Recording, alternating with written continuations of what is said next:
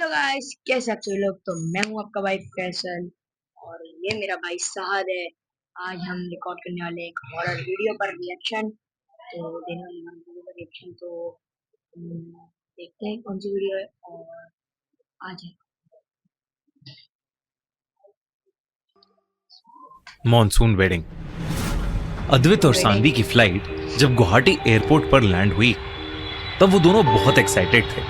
Monsoon finally wedding 4 साल के relationship के बाद वो अपनी ड्रीम डेस्टिनेशन या इसने तंग कर दिया है।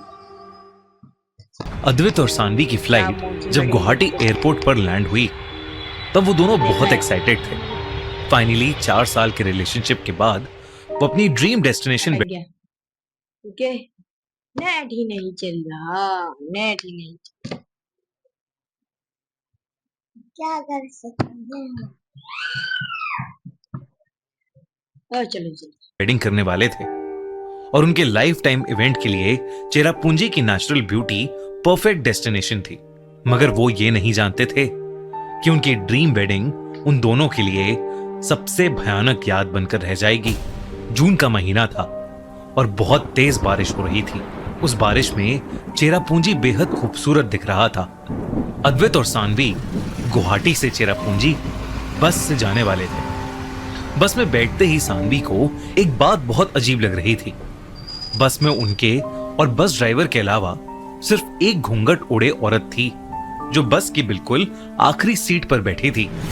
मुझे लगा उसके हाथ में छुरी है, लेकिन नहीं, उसका पल्लू था वो। सानवी का ध्यान उस औरत पर बार बार जा रहा था और सबसे अजीब बात थी कि जितनी बार सानवी उसकी तरफ देखती वो औरत कुछ मंत्र पढ़ने लगती और फिर सानवी को एक डरावनी सी स्माइल देती।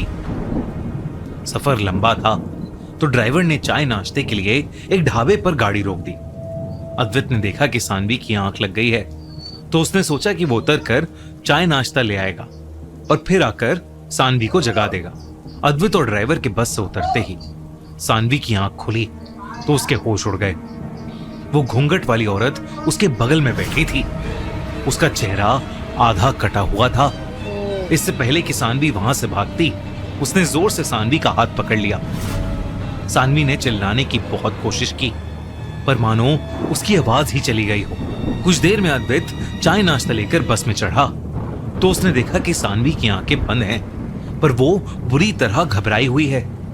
उसने सानवी का हाथ पकड़कर जैसे ही उससे पूछा तो सानवी हांफने लगी और चीखने लगी।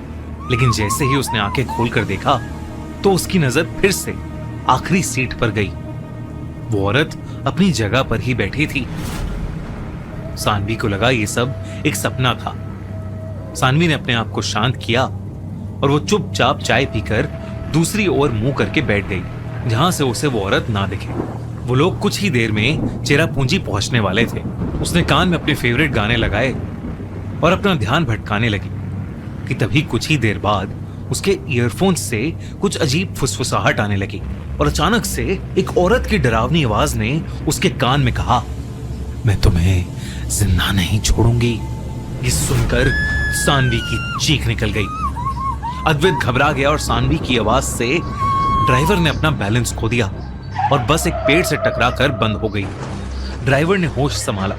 सानवी और अद्वैत तुरंत ड्राइवर के पास गए। किसी को चोट नहीं लगी थी। हैरानी की बात यह थी कि वो औरत बस से गायब थी। अचानक से वहां तेज बारिश शुरू हो गई। अब सानवी और अद्वैत को जल्दी से जल्दी अपने रिजॉर्ट पहुंचना था। इससे पहले सानवी अद्वैत को कुछ कहती उसे वो औरत भीगती हुई पहाड़ी के कोने पे खड़ी दिखी और इस बार वो शादी के जोड़े में थी। अद्वैत फोन पर किसी से रास्ता समझ रहा था और सानवी बस से उतरकर उस औरत की तरफ बढ़ रही थी कि तभी उस औरत की गर्दन एक चक्री जैसी पूरी उल्टी घूम गई और उसकी भयानक आंखें सानवी को ही देख रही थीं। देखते ही देखते वो औरत उस पहाड़ी से नीचे कूद गई। सानवी एक बार फिर डर के मारे जोरों से चीखने लगी। अद्वैत भागकर सानवी की ओर गया और उससे उसके चीखने की वजह पूछी तो सानवी ने रोते हुए उससे कहा कि वो बस वाली औरत पहाड़ी से कूद गई है। अद्वैत कुछ समझ नहीं पा रहा था। उसने सानवी से पूछा कि वो किस औरत की बात कर रही है क्योंकि बस में उन दोनों के अलावा कोई था ही नहीं। सानवी ये सानवी सुनकर को क्यों नहीं हैरान बुलाते? थी। वो कुछ बोलती इससे पहले अद्वैत को उस रिजॉर्ट वाले का कॉल आया कि वो उन्हें पिक करने आया है। वो दोनों गाड़ी की तरफ चल पड़े, पर सानवी पूरे रास्ते उस मंजर को सोचकर कांप रही थी। रिजॉर्ट पहुंचकर सानवी ने आराम किया। उठकर उसने जब अद्वैत को सारी बात बताई तो अद्वैत को लगा कि सानवी को शादी का स्ट्रेस हो रहा है और इसी स्ट्रेस के चलते वो ये सब सोच रही है, पर ऐसा कुछ भी नहीं है। सानवी ने भी अद्वैत की बात मान ली और वो दोनों अपनी 2 दिन फिर भी बैग हमारा इंटरनेट चले गया था और अभी आ गया है, तो हम वीडियो वापस स्टार्ट कर सकते हैं। और वो दोनों अपनी 2 दिन बाद होने वाली शादी की तैयारी में लग गए। अगले दिन रिजॉर्ट में उनके सब करीबी फैमिली मेंबर्स पहुंचे और मेहंदी की रस्म का टाइम हुआ।